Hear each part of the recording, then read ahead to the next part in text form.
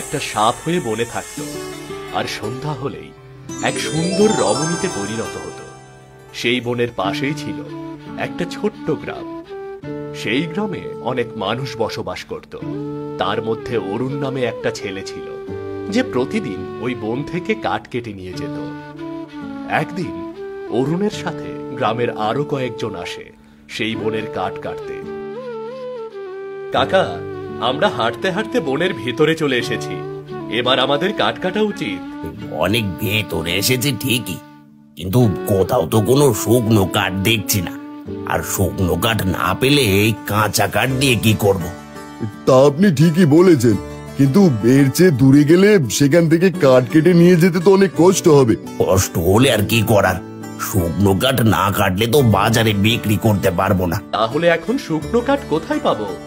আর একটু সামনে গেলে হয়তো সেখানে শুকনো কাঠ থাকতে পারে, কারণ এত দূরে কেউ কখনো আসে না। ঠিক আছে, চলুন চলুন তাহলে একটু সামনে এগিয়ে দেখি।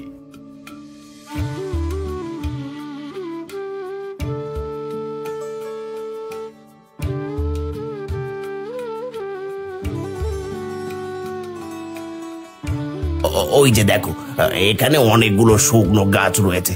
এবার চল, আজকের মতো এখান থেকে কাঠ কেটে নিয়ে যায়। হ্যাঁ কাকা, এখানে অনেকগুলো শুকনো গাছ রয়েছে, এখান থেকে বেশ কয়েকদিন কাঠ নিয়ে যাওয়া যাবে। তাহলে আর দেরি করছি কেন, কাঠ কাটা শুরু করে দিলেই তো হয়। হ্যাঁ হ্যাঁ, শুরু করে দে।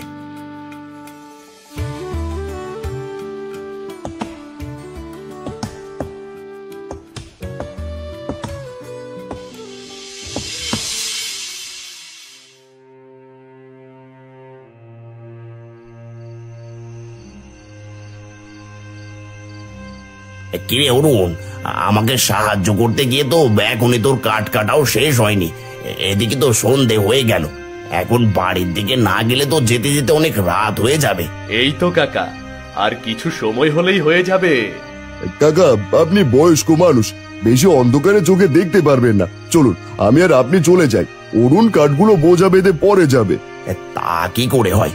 একে রেখে যাওয়া ঠিক হবে না। এই জঙ্গলে কোথায় কি আছে তা কি বলা যায়? কাকা, আপনি আমাকে নিয়ে চিন্তা করবেন না, আমি ঠিকই চলে যাব। আপনি গনি ভাইকে নিয়ে চলে যান, কেমন? না না, এটা ঠিক না। আমি তো বললাম আমাকে নিয়ে কোনো চিন্তা করতে হবে না, আমার কিছুই হবে না। আপনারা বাড়ি পৌঁছাতে পৌঁছাতে আমি আপনাদের সাথে পৌঁছে যাব। ঠিক আছে, তাহলে তাড়াতাড়ি কাজ শেষ করে চলে আসিস, তা না হলে তোর মা আবার চিন্তায় থাকবে। হ্যাঁ হ্যাঁ, আমি ঠিক সময়ে পৌঁছে যাব।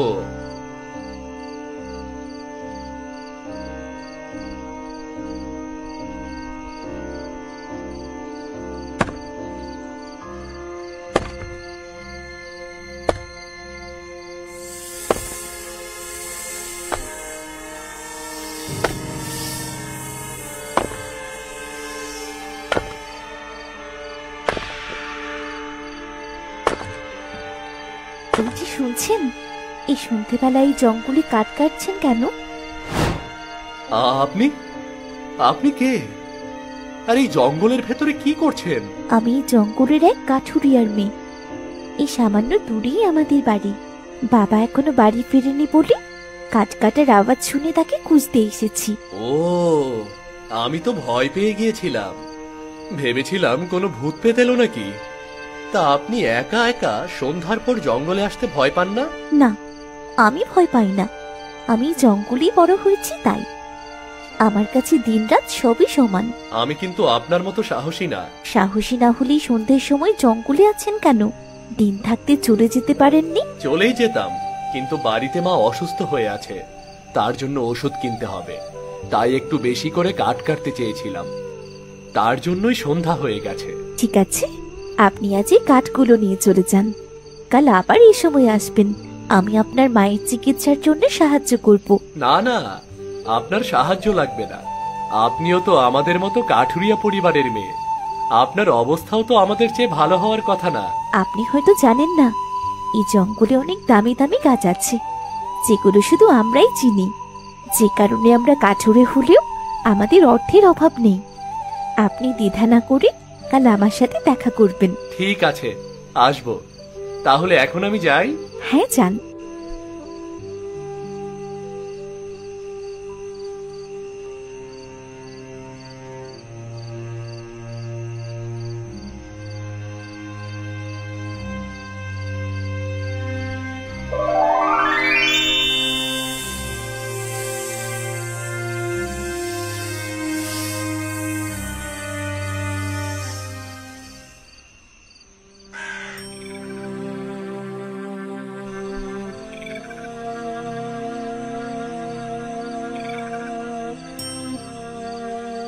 এসেছিস অরুণ? হ্যাঁ মা, এসেছি। কিন্তু তুমি বাইরে কেন? তোমার শরীর ঠিক আছে তো?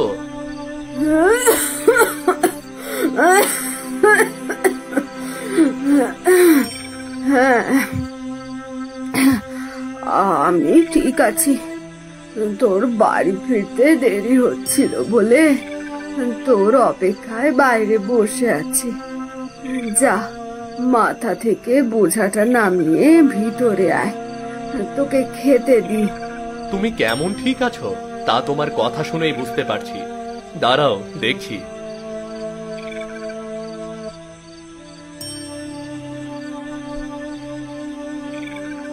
এ কি, এত জ্বর নিয়ে তুমি বাইরে বসে আছো?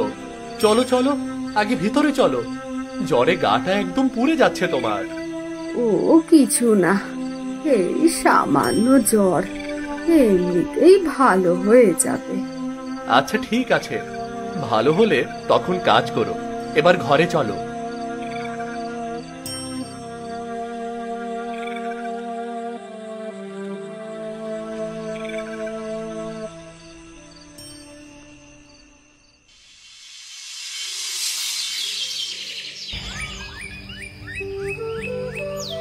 মা, আমি কাজ কাটতে গেলাম। তুমি ঠিক মতো খাবার খেয়ে নিও, কেমন? আজ কি তুই একাই যাচ্ছিস? হ্যাঁ মা, একাই যাচ্ছি। গনি ভাই আর জব্বার কাকা গঞ্জে গেছে। তাহলে বেশি দেরি করিস না, বেলায় বেলায় ফিরে আসিস। আমার আজকে আসতেও একটু রাত হতে পারে। আজকে আবার একজনের সাথে দেখা করতে হবে। তবে তুমি কোনো চিন্তা করো না, আমি সময় মতোই ফিরে আসব। ওই জঙ্গলে আবার কার সাথে দেখা করবি? আছে মা, আছে। তোমাকে সব পরে বলবো। এবার আমি চললাম। ঠিক আছে, যা।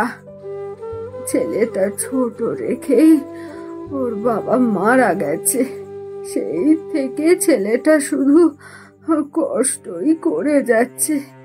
ছেলেটার কষ্ট আর সহ্য হয় না।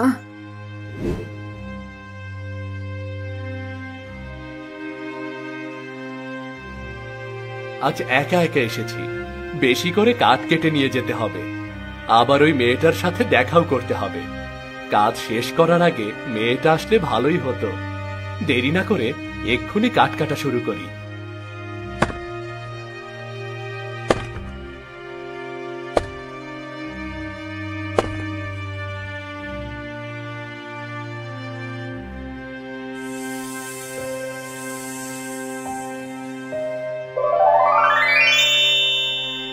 এই যে, এটি শুনছেন?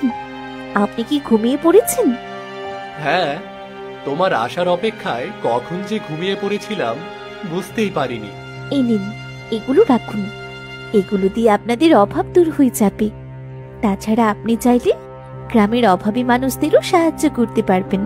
তার মানে তো এখানে অনেক অর্থ আছে। এত অর্থ আপনি আমাকে কেন দিচ্ছেন? এমনিতেই আসলে আমাদের অর্থের কোনো অভাব নেই, তাই ভাবলাম আপনাকে যদি কিছু দিই তাহলে আপনাদের সবার উপকার হবে। ঠিক আছে, দাও। আচ্ছা, তুমি আমার এত বড় উপকার করলে, কিন্তু তোমার নামটাই তো জানা হলো না। কারো নাম শুনলে কিন্তু তার সাথে বন্ধুত্ব করতে হয়। তুমি আমার এত বড় উপকার করলে, আর আমি তোমার সাথে বন্ধুত্ব করব না? আজ থেকে তুমি আমার বন্ধু। বন্ধুত্ব করলে কিন্তু বন্ধুর সাথে দেখা করতে হয়, সেটা কি জানেন? হ্যাঁ, জানি। আর যখন বন্ধু বানিয়েছো তাহলে তো দেখা করতেই হবে। তাহলে শুনুন, আমার নাম মালিনী। কিন্তু আপনার নাম কি? আমি অরুণ। বাহ, সুন্দর নাম তো। হ্যাঁ, সবাই বলে আমার নাম অনেক সুন্দর। এবার তাহলে তুমি থাকো, আমি যাই। আর কাল বিকালে এসে তোমার সাথে দেখা করে যাব, কেমন? না না, আমি আপনার সাথে দেখা করতে পারবো না। দিনের বেলা আমাকে বাড়ি থেকে বের হতে দেয় না। সন্ধ্যের পর লুকিয়ে এসে আপনার সাথে দেখা করতে হবে। কিন্তু তুমি আমার সঙ্গে লুকিয়ে দেখা করবে কেন? পারে, আপনাকে বন্ধু বানিয়েছি না, আর বন্ধুর সাথে দেখা করার জন্য এইটুকু কষ্ট তো করতেই হবে। ঠিক আছে, আমি কাল সন্ধ্যার পরে তোমার সাথে দেখা করব। এবার আমি চললাম।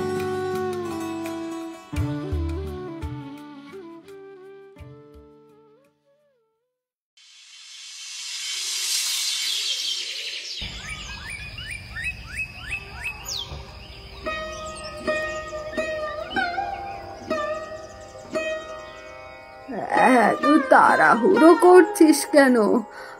আমাকে নিয়ে কোথায় যাবি? তোমাকে এই অসুস্থ অবস্থায় কোথায় নিয়ে যেতে পারি? ডাক্তারের কাছে। এখন তোমাকে গঞ্জের বড় ডাক্তারের কাছে নিয়ে যাব। গঞ্জে ডাক্তারের কাছে যাবি মানে? ওখানে গেলে তো অনেক টাকা লাগবে।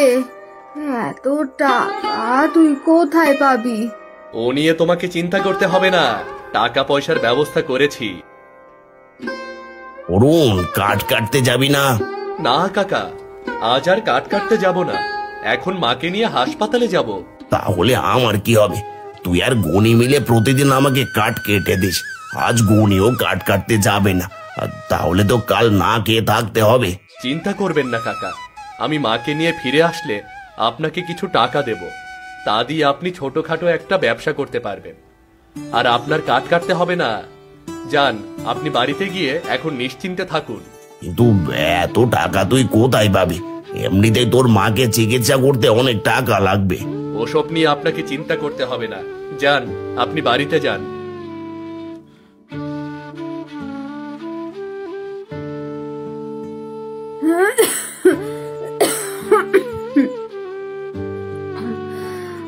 বাবা অরুণ, তুই সত্যি করে বলতো, এত টাকা কোথায় পেলি? মা, তোমাকে বলেছিলাম না আমার এক বন্ধু আছে, সেই আমাকে অনেক টাকা দিয়েছে, এখন আর আমাদের অভাব নেই। কেউ কি এমনিতেই এত টাকা দেয়? সে তোকে দিয়ে কোনো চুরি ডাকাতি করায়নি তো বাবা? না মা, সে তো একজন মেয়ে। ইয়ে মানে তার মানে তুই মেয়ে মানুষের সাথে বন্ধুত্ব করেছিস, আর ওই মেয়ের সাথেই রাতে দেখা করিস? মা, তুমি আমাকে ভুল বুঝো না, সত্যি বলতে আমি তাকে পছন্দ করি, কিন্তু এখন পর্যন্ত মুখ ফুটে বলতেই পারিনি। তাহলে আর দেরি করিস না, তাড়াতাড়ি মেয়েটাকে আমার বৌমা করে ঘরে নিয়ে আয়। ঠিক আছে, সময় হলে ঠিকই আনবো। এবার চলো, তোমাকে নিয়ে হাসপাতালে যাই। হ্যাঁ, চল।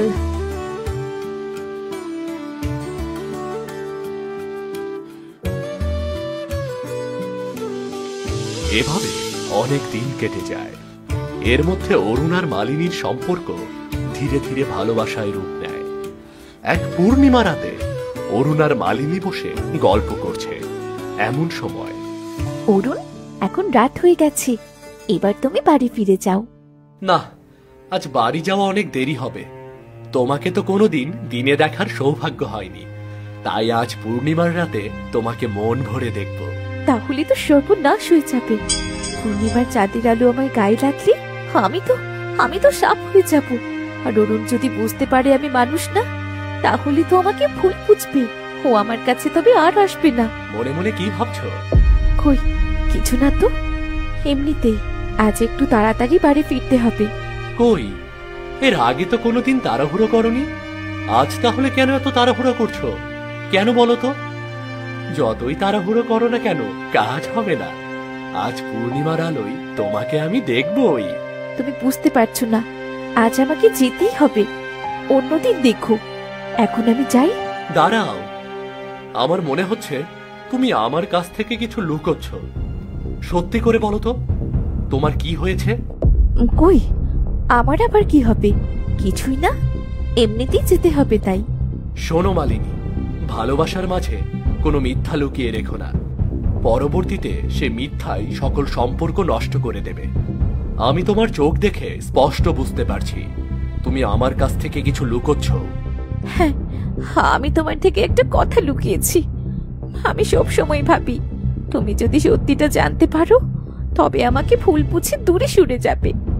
আমি তোমাকে হারাতে চাই না, আমি সত্যিই তোমাকে অনেক ভালোবাসি। সত্যিকারের ভালোবাসার উপরে বিশ্বাস রাখতে হয়। আমিও তোমাকে ভালোবাসি, আর যে কোনো পরিস্থিতিতে তোমাকেই ভালোবাসবো, কখনোই ভুলে যাব না। শোনো তাহলে, আমি আসলে কোনো মানুষ নই, আমি একজন ইচ্ছেধারী নাগিন। সারাদিন সাপের রূপ ধরে থাকতে হয় আমাকে, আর সূর্য অস্ত গেলে তবেই আমি মানুষের রূপ নিতে পারি। তোমাকে প্রথম দেখেই আমার খুব ভালো লেগেছিল, তাই সবসময় তোমার পাশে থাকতাম। আজ পূর্ণিমার রাত, পূর্ণিমার চাঁদের আলো আমার শরীরে পড়ার সঙ্গে সঙ্গে আমি সাপ হয়ে যাব। এত বড় সত্যি তুমি আমার কাছ থেকে লুকিয়ে রেখেছো? কি ভেবেছিলে আমি তোমায় ভুলে যাব? আমাকে ভুল বুঝো না অরুণ।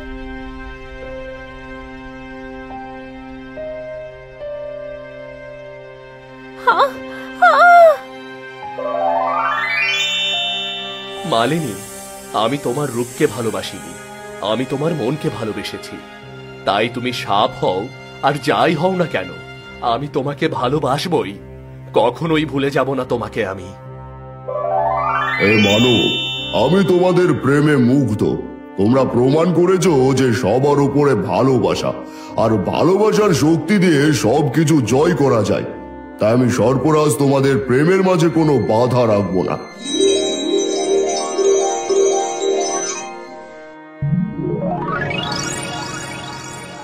আজ থেকে মালিনী কোনো ইচ্ছাধারী নাগিন নয়, আজ থেকে ও একজন সাধারণ মেয়ে। এবার তোমরা সুন্দর করে একটা ভালোবাসার ঘর বানিয়ে সুখে থাকো, সুখে থাকো, সুখে থাকো। সর্পরাজ তাদের ভালোবাসায় খুশি হয়ে মালিনীকে চিরদিনের জন্য মানুষ বানিয়ে দেয়। এরপর অরুণ মালিনীকে বিয়ে করে সুখে শান্তিতে বসবাস শুরু করে।